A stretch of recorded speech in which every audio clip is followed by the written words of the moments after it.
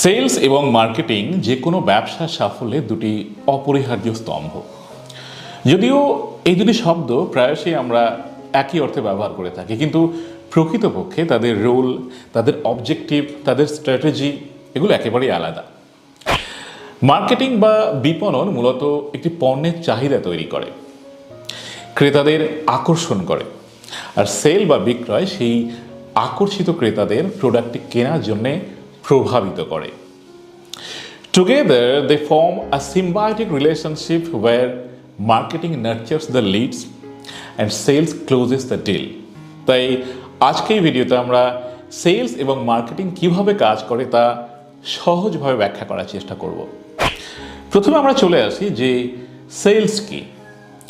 Sales বা বিক্রয় হলো কোনো পণ্য বা পরিষেবা বিক্রির একটি ডাইরেক্ট প্রসেস, সরাসরি প্রক্রিয়া। এটি সাধারণত ক্রেতার প্রয়োজন বোঝার জন্যে তাদের সঙ্গে ওয়ান টু ওয়ান কমিউনিকেশনের উপর ডিপেন্ড করে। বিক্রয়ের মূল যে বৈশিষ্ট্যগুলো আছে সেই বৈশিষ্ট্যগুলোর মধ্যে প্রথম আমি যার কথা বলবো সেটা হচ্ছে ডাইরেক্ট ইন্টারাকশন। বিক্রয় কর্মীরা অর্থাৎ সেলসম্যানরা সরাসরি ক্রেতার সঙ্গে মিটিং, ফোন কল কিংবা ইমেলের মাধ্যমে কানেক্ট করেন। নাম্বার 2 হচ্ছে focus on closing the deal, অর্থাৎ লেনদেন নিশ্চিত করা। বিক্রয়ের প্রধান লক্ষ্য হলো লেনদেন সম্পন্ন করে রেভিনিউ জেনারেট করা কোম্পানির জন্য। নাম্বার 3 হচ্ছে কাস্টমার সেন্ট্রিক অ্যাপ্রোচ বা গ্রাহক কেন্দ্রিকতা।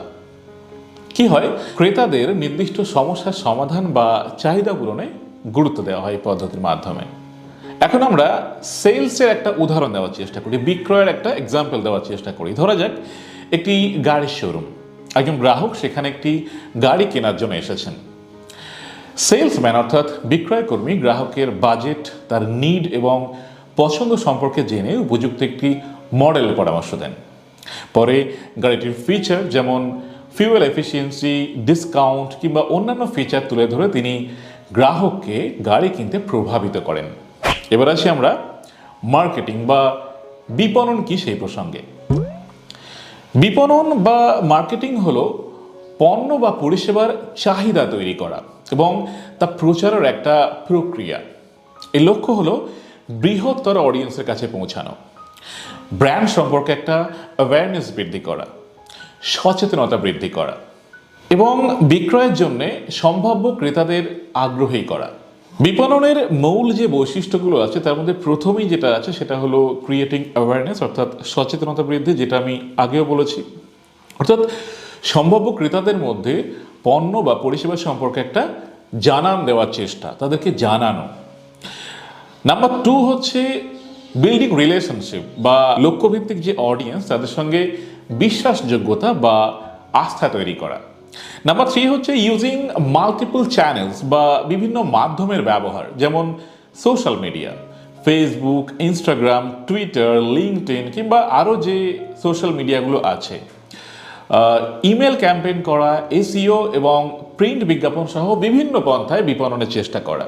আমরা এবারে মার্কেটিংয়ের একটা উদাহরণ দেওয়ার চেষ্টা করব। সেই গাড়ির শোরুমের কথাই ধরা যাক।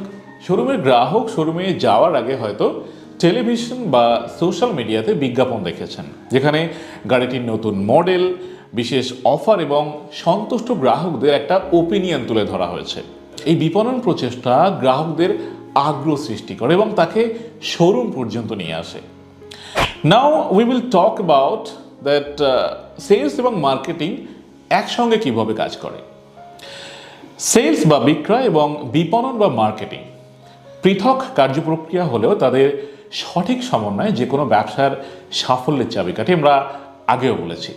মার্কেটিং বা বিপণন পণ্য বা পরিষেবার চাহিদা তৈরি করে এবং সম্ভাব্য গ্রাহকদের সম্পর্কে তথ্য সরবরাহ করে, আর সেলস বা বিক্রয় এই সম্ভাব্য গ্রাহকদের সাথে যোগাযোগ করে এবং তাদেরকে লেনদেনের পর্যায়ে নিয়ে আসে।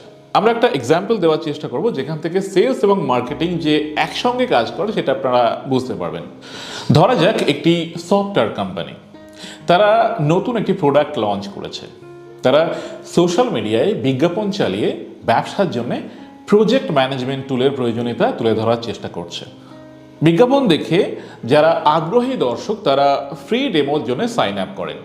এরপর বিক্রয় দল অর্থাৎ সেলস টিম এই লিডগুলো নিয়ে যোগাযোগ করে তাদের সঙ্গে এবং প্রোডাক্ট কেনার জন্য তাদের সঙ্গে সরাসরি যোগাযোগ করে।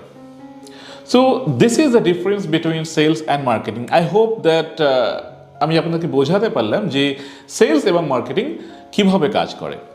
এই ভিডিওটা আশা করি আপনাদের ভালো লাগবে। যদি ভালো লাগে তাহলে আমার এই চ্যানেল সাবস্ক্রাইব করতে ভুলবেন না, লাইক দিতে ভুলবেন না। যদি কোনো ওপিনিয়ন থাকে তাহলে কমেন্ট বক্সে অবশ্যই লিখে জানাবেন। যদি কোনো টপিকের উপরে ভিডিও দেখতে ইচ্ছে করে তাহলে সেটাও কমেন্ট বক্সে লিখে জানাবেন। সবাই খুব ভালো থাকবেন, দেখা হবে আগামী ভিডিওতে। Thank you very much.